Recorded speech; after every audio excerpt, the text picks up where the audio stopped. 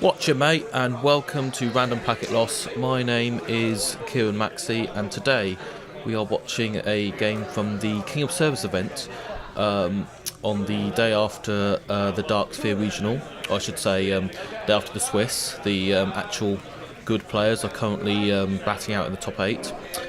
But yes, this was a team tournament.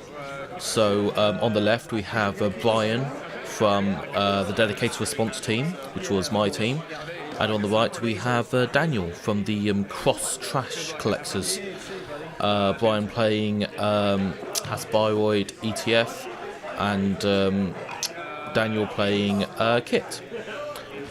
So should be very interesting, since obviously you don't see much HB these days because Polano exists, and don't see much Kit either. So a very casual game. So looks like we're going to get the respective hedges and gambles on each side, and obviously the thing that Brian has to be worried about is one piece of ice doesn't really do that much against Kit because of her ability to turn the first encounter ice into code gates.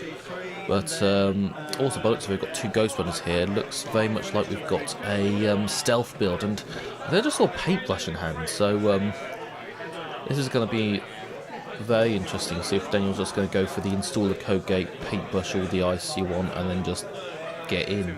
Which, to be fair, might not be so bad for emergencies. But looks like Brian's just installing two cards in a remote. So that's, I'd imagine that is a campaign and a Breaker Bay. It's interesting him leaving it open like that, because he is, I mean, as HB you really need to get that that asset economy going, and if the runner can just trash them, then it's tough. And it looks like Daniel's going to make some money here, and just to see if he goes to check it.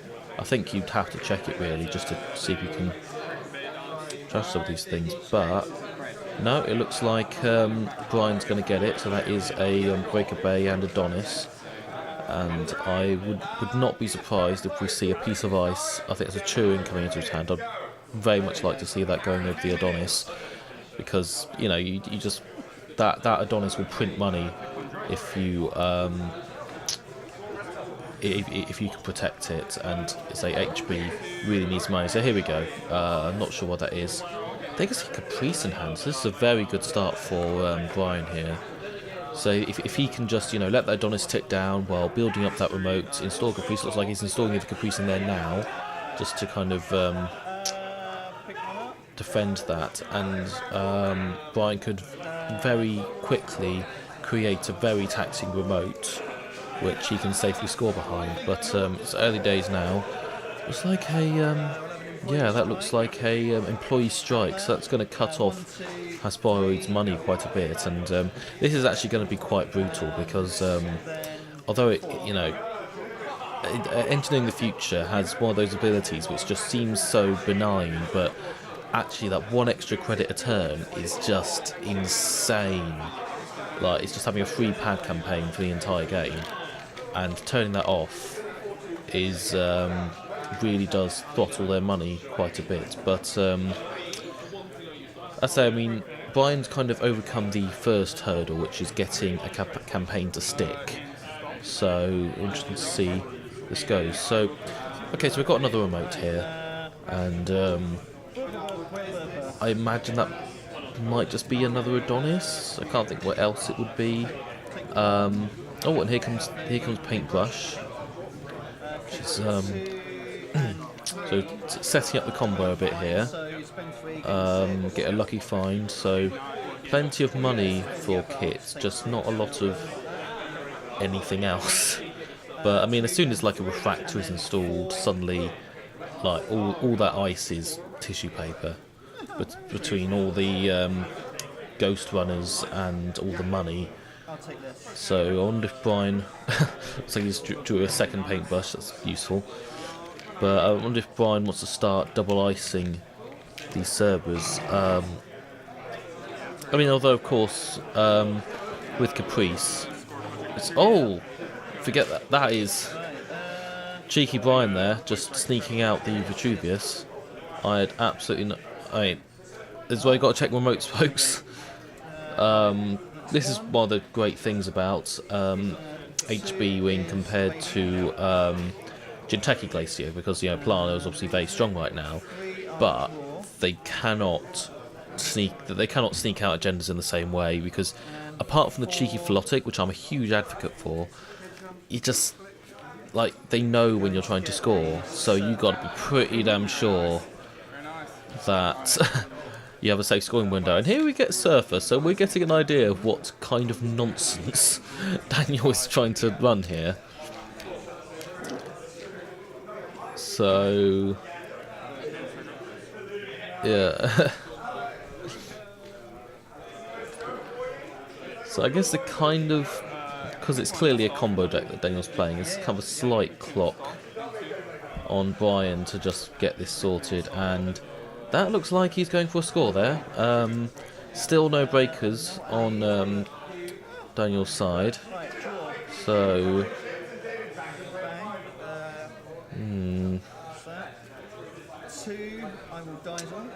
so just imagine just drawing up, trying to find an actual breaker here. I mean, I haven't looked at Surfer all that much, but I'm guessing that if you just paintbrush the outermost piece of ice to be a barrier, you can just break it, and then you just keep breaking it, I think.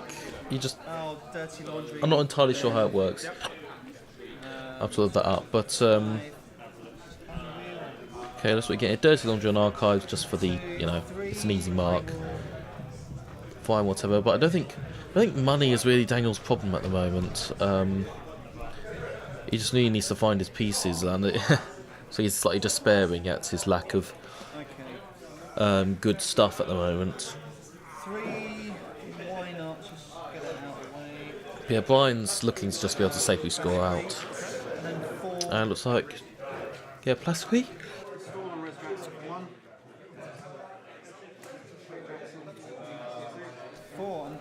And not sure why he's installing a Plasquy. I mean, I guess this is like it's because it's a casual event, you never know what manner of jank people are running, so better just to install it than get scorched out of HB.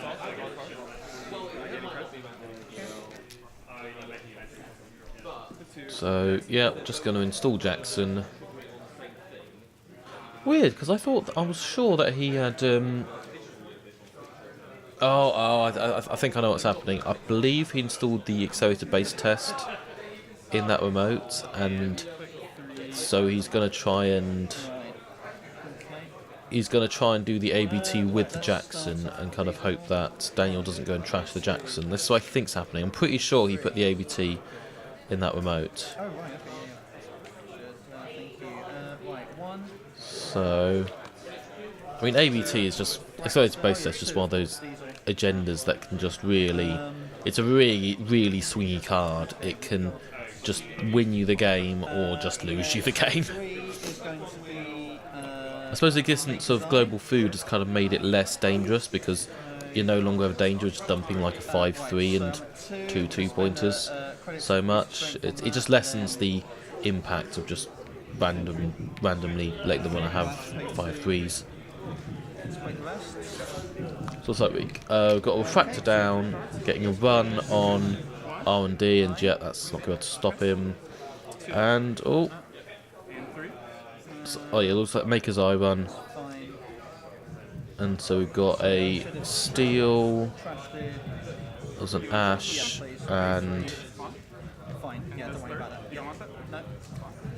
Okay, I mean, really there, Daniel should have chosen to trash the Ash before seeing the last card, but, you know, it's casual, it's fine. It's only relevant if it's like the next card's like an NAPD or something. Oh, looks like we're going for a second Maker's Eye, so already seen that one, 2 fresh cards, and there we go. Do we get a third Maker's Eye to see 1 extra card? No, it's the end of the turn. It looks like Brian is going to now take the opportunity to score the accelerated base test. I mean, now the good thing is that Oh, he knows that the top 2 cards aren't agendas. Doesn't know about the 3rd one, but yeah, his jack's on the table anyway. So let's let's shore up R&D. I mean, interesting to see how this works with Surf. I mean, certainly I can't see how having more ice there is going to hurt, but again, just Surfer's just not really a card you kind of learn how to deal with. I do love that it's making it into decks, even if it's, you know, jank decks. Like, I do love that that combo exists. And so at the moment, it's a tough one. I mean, Daniel was kind of getting his rig set up, so it's possible we're going to be approaching the point where Brian just can't keep him out, and he's still got to sneak out another 3 points. 2 ashes in the bin. That's, at least we know that, I'm pretty sure there's a Caprice in that remote, so that will definitely do some work. But I mean, yeah, I mean, you kind of want, I'll be tempted just to archive memories more than back and just install it back in that server, because I mean, especially with Daniel on quite low money at the moment compared to HB. Let's have a foray into HQ. So I thought we were going to get a run on HQ, which... Okay, so yeah, so this is going to turn into a code gate. I will have to and stealth credit from Ghost Runner to boost the strength, and then right, so yeah, he has to boost it with Ghost Runner and break it. I guess this is a problem, is that he hasn't found any lockpicks or anything else. Oh, did show us where that card was, naughty naughty. So he is kind of burning up his Ghost Runners every time he tries to break a subroutine. So it looks like we're going to get lots and lots of draw. And then install, and of course now we get to play the lovely HB Never Advanced game of, is that a campaign or is that an agenda? Just, I say, one of the reasons I just, you know, I do really like HB Glacier. Slightly over, I tend to enjoy it more than playing Polana, even though Polana is, you know, stronger at the moment because of its it doesn't rely on asset economy, but I do love me some HB. It's just so relaxing. So gonna get some drawing. Okay, we do have a lockpick now. So now Daniel was a much, well, still like 3 ice there. I don't really again, I don't know what's happening with the Surfer. I guess he turns the outermost piece of ice into a barrier, but then can break it with Refractor because of kit, and then just constantly swaps the outermost piece of ice down to the centre. I guess I should really look up these combos before I record these.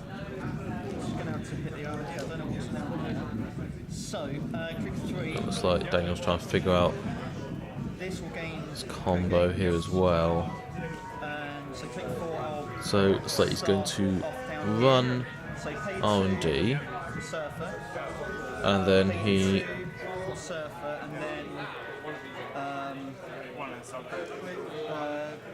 Oh, of course. So he basically encounters the outermost piece of ice. He then swaps it down to middle to the end, then breaks it, and everything's fine. And so gonna get another Adonis. Shame without the Breaker Bay there, but is he gonna... I mean, maybe he's managed to sneak out another agenda here, which would be fantastic.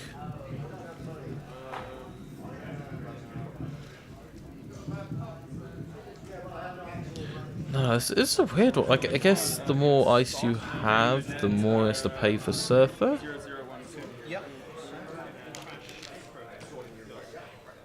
I mean, it's just such a weird situation. Okay, so here we're getting the Arkham Memories for Ash, which is... So he's really showing that up that remote. So even with surfer nonsense, Daniel is not getting in basically. He has to be able to beat a Caprice side game, then beat the Ash before getting in. It's basically he's gonna have to win lots of side games to get in there.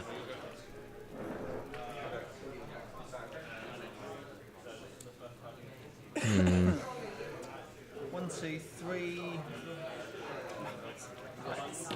Can I take the money? Both for you, yeah? It's a tough one to call at the moment. I mean, both. Oh, that's not a bad call. Oh, looks like a bit being told about ice cream. I do not recommend playing Netrunner while trying to eat ice cream. It is not easy. No, that isn't going to work this time. Daniel's trying to figure out his combo. Last clear, I'm going to take money. Just gotta take a bunch of money. Totally forgot about that. I mean, Brian's getting into a good position here where if he can find global food, just install double advance, and he probably has this game. Bloody hell, he just likes leaving his agendas.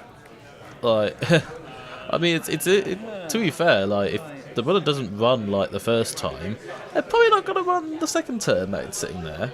So why not just wait until you have an advantageous scoring window? Sorry. Oh, sorry, I beg your pardon, sorry.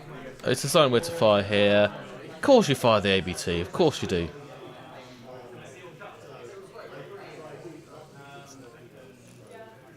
Guess he's counting how much ice he has.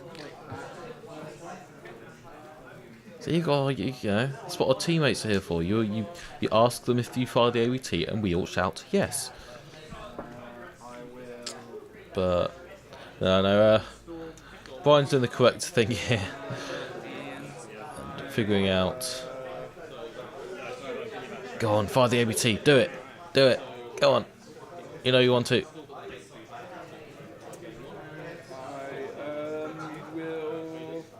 Come on. Fire it. Ah. So Brian the Killjoy passes over to Daniel. So we got a cloak there, which is not.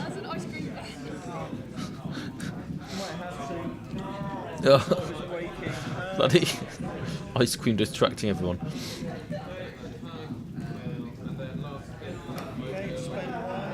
So we're getting a cloak on the table.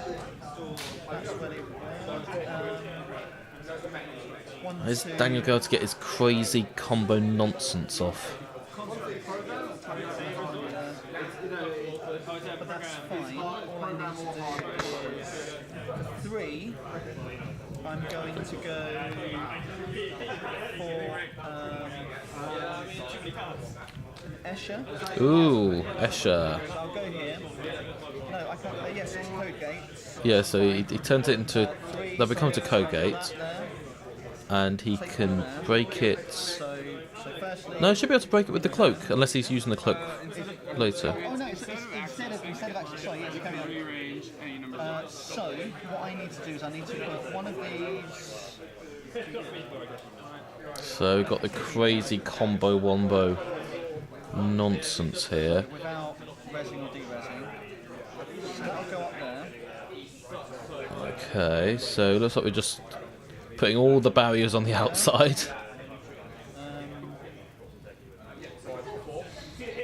Ready to surf on in. Yeah.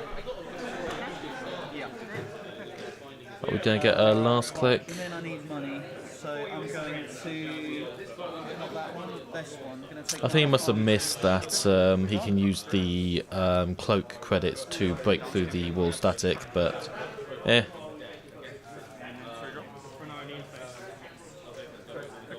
So now the question is, can Brian find the last agenda?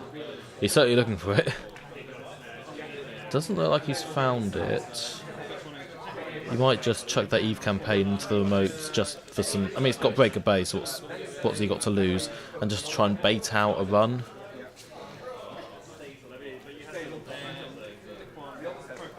I certainly think if he manages to install something in there, there's not much that Daniel can do. He doesn't have the money to play that many side games and beat Ashes. It's just... I think the best bet for Daniel here is to just dig R&D and hope he gets the last two agendas.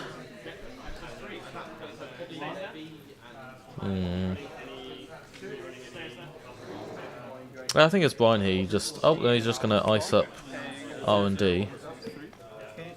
I think that's actually reasonable, come to think of it, because I say Daniel's win condition hit. His best chance at winning here is probably to dig R&D with like a couple more Maker's Eyes, and clearly he wanted to put that barrier on the outside for surfing reasons. So he's going to disrupt that quite a bit. Probably should have saved that Escher. So, I mean, I think he can still paintbrush the outermost piece of ice. It's just whether or not that outermost piece of ice is still easy to get through. But I can't see what can stop him with Refractor being there. So he's continuing to build up his rig. I think maybe. It's the trouble. He's already used 2 Megas on. He needs another one to really make a dig on R&D worth it.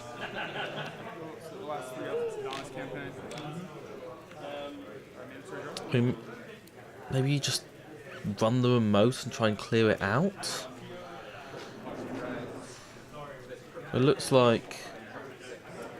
Yeah, it looks like Brian's got the agenda. So it's going to be tough for Daniel to get this. And Brian's just getting all the money here. Like, Daniel's not beating any ash traces today.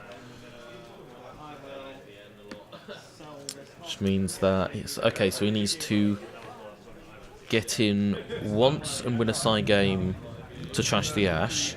He needs to get in again and win a side game to actually get in. So he needs to win 2 side games to win to get that agenda. really? Okay, but that gets me one of them. So don't know. I mean, Kit's ability only fires once per turn, and without some severe paintbrushing, I don't see how this is going to work. So he can paintbrush out onto this piece of ice, surf in. I think if he uses all his clicks to paintbrush out on this piece of ice, make it a barrier, surf on in, and then paintbrush the wall static to make it a code gate, and surf in again. Oh, interesting. Is that going to be enough? We shall see. And 4th, going to hit this server. Okay. Alright, let's go. Okay, so last click is going to run that server. Don't think that. Yeah, I don't see any way Daniel can get into this.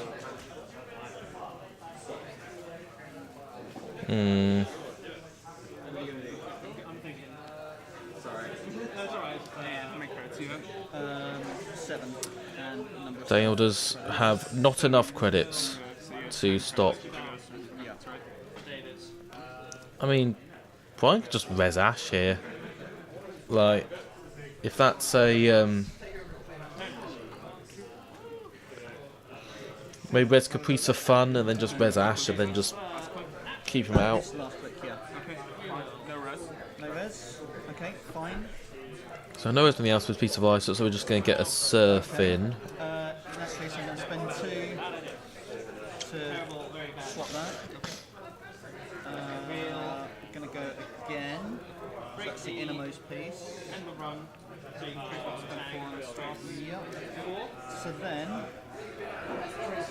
well, that's also a code gate. I'm going to. I mean, surf is nonsense, but this is also this is quite scary. Just be able to just hit the auspicious wise and just go straight to the middle, straight to the end. Yep. Here she is. Okay. Right, so we've got to resolve that. So here we go, Psy game. Yes, of course, yes. So, yeah, we can see that. Yep. Okay. Right. Here we go, and yeah, that stops him, and that's going to be the win for Brian, I think. Yeah, there you go, and that's game. So yeah, there wasn't really anything Daniel could do there. He just didn't get his combo set up quickly enough, and they just didn't have the money to carry it out. Really, it's